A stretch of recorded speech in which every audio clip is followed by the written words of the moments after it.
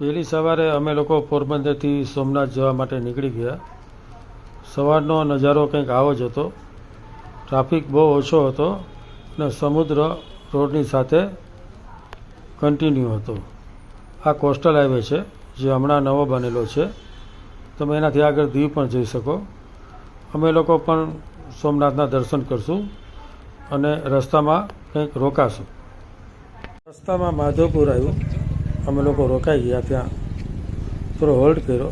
તમે જોઈ શકો છો કે માધવપુર બીચ બહુ સુંદર બીચ છે. પહેલાં આપણે દર્શન કરીએ. અહીં શિવલિંગ આવેલું છે જેનું નામ છે સિદ્ધેશ્વર મહાદેવ. અમે ત્યાં દર્શન પણ કર્યા અને બીચ માટે થઈને અમે આગળ ગયા. મંદિરે દર્શન કરીને અમે બીચ પાસે ગયા તો ત્યાં અમને મોટું શિવલિંગ જોવા મળ્યું જે હમણાં જ બનાવેલું છે. બાજુમાં સરસ મજાનો બીચ છે. માધવપુર બીચ એશિયામાં ટોપ 10માં આવે છે. એટલો સુંદર બીચ છે તો અમે એની મજા લીધી.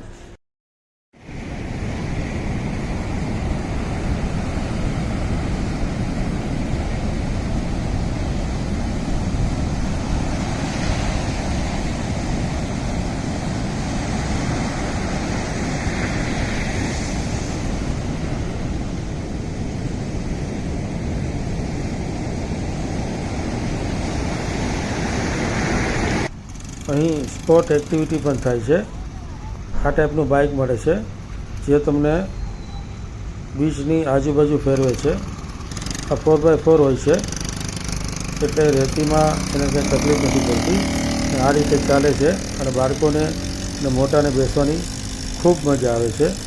તો તમે જ્યારે માધવપુર બીચ આવો ત્યારે આવી રાઈડ કરવાનું ભૂલતા નહીં, કારણ કે આ વસ્તુ તમને બહુ ઓછી જગ્યાએ જોવા મળશે. હવે અમે જઈએ છીએ આગળની સાઈડ. અમે પહોંચી ગયા માધવપુર સિટીમાં અને આ છે માધવરાયનું મંદિર. તેના અમે દર્શન કર્યા. અમારે ત્યાં થોડો ટાઈમ લાગ્યો કારણ કે દર્શનનો ટાઈમ અલગ અલગ હતો અને ખરેખર આનંદ આવ્યો. બાજુમાં જ એક આવું પુરાતત્વનું બિલ્ડિંગ બનેલું છે અને એ પણ બહુ સરસ છે. ત્યાં પણ તમે ફોટોગ્રાફી કરી શકો છો. ત્યાં અંદર મંદિર પણ છે અને આ જે સ્મારક છે એની આખી ડિટેલ અહીંયા મૂકેલી છે જે તમે વાંચી શકો છો. જગ્યા બહુ સુંદર છે. વેરાવળ જતા હોય કે સોમનાથ જતા હોય, પોરબંદરથી રસ્તામાં માધવપુર બીચ જરૂરથી જજો અને તમે જાણજો માધવપુર કેટલું પ્રાચીન છે અને એનું મંદિરની કોતરણી 12મી સદીમાં તમને લઈ જાય છે. એટલું પ્રાચીન છે. હવે અમે લોકો આગળ જશું સોમનાથ તરફ. આ જે જગ્યા છે એ નદીનો કાંઠો છે. અહીંથી તમને આગળ સમુદ્ર જોવા મળશે.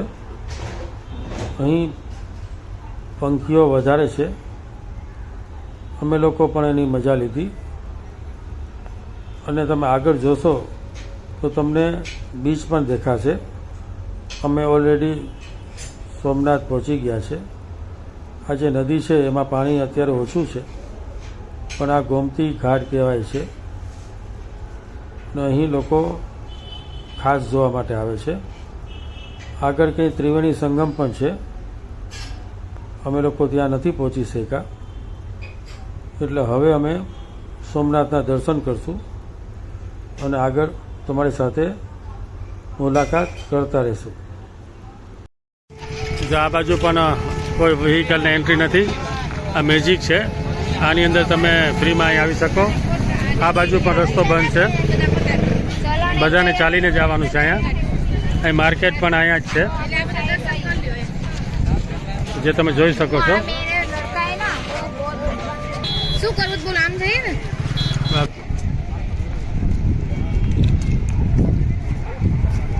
ये डिजिटल इंडिया, डिजिटल सोमनाथ, पूरा डिजिटल हो गया है.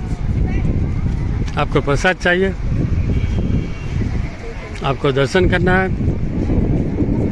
सब डिजिटल. मोबाइल, चाबी, बैटरी, घड़ी, सब ये आप रख सकते हो. पूरा डिजिटल.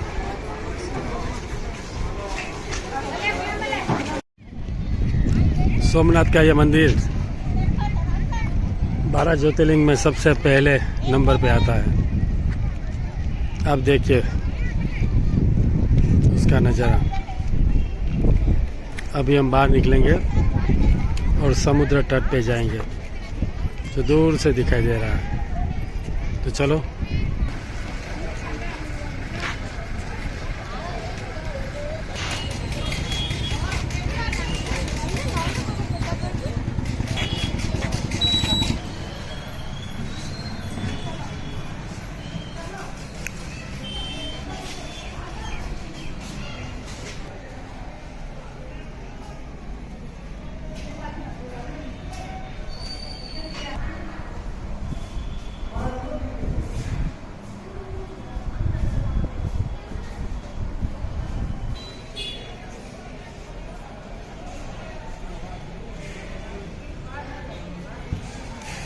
હવે અમે જશું આ બનેલું નવું જ ડેવલપિંગ, અને ત્યાં જવા માટે ટિકિટનો દર પણ છે 25 રૂપિયા।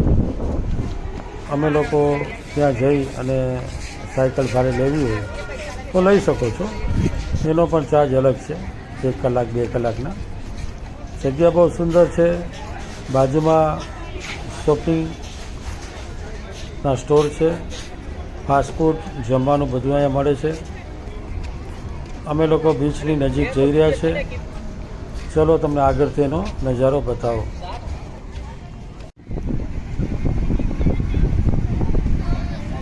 બીચ ઉપર થોડા લોકો હતા। કેમલ રાઈડ પણ ત્યાં થતી હતી, હોર્સ રાઈડ પણ ત્યાં થતી હતી। બાળકો એન્જોય કરી રહ્યા હતા, સમુદ્રમાં મોજા ઉછળી રહ્યા હતા। અને આ હમણાં ડેવલપિંગ પછી જ આ વસ્તુ કરેલી છે, જેનું નામ આપેલું છે સમુદ્ર દર્શન। અમે લોકો ત્યાં થોડી વાર રોકાણા અને ફોટોગ્રાફી કરી। પછી મને મન થયું કે ચલો સોમનાથના મંદિરના દર્શન તો તમને હું ન કરાવી શકું, કારણ કે મોબાઈલ એલાઉડ નથી, પણ અંદર જઈને તમને ન થઈ તો કંઈ વાંધો નહીં। તો આ મોજા ઉછળે છે જો, હું તમને બહારથી જ સોમનાથ મહાદેવના દર્શન કરાવું, એના માટે હું ચાલીને જઈ રહ્યો છું। આ સોમનાથ મહાદેવની ધજા છે, તમે ધજાના દર્શન કરી લ્યો ને એટલે મૂર્તિના દર્શન થઈ ગયા, શિવલિંગના દર્શન થઈ ગયા એવું સમજવાનું। બહારની સાઈડથી આનો નજારો કંઈક અલગ જ છે, જય સોમનાથ લખેલું છે। સામે તમે જોશો તો સમુદ્ર છે, ત્યાં ફોટોગ્રાફી કરવા માટે ખડકો પણ બનાવેલા છે। તો તમે સોમનાથ આવો, એવો ખૂબસૂરત નજારો છે। એક બાજુ મંદિર છે, એક બાજુ સૂર્ય છે ને સનસેટનો ટાઈમ છે। તમે આ વિડીયો ગમ્યો હોય તો એને લાઈક કરજો, શેર કરજો અને સબસ્ક્રાઈબ કરજો।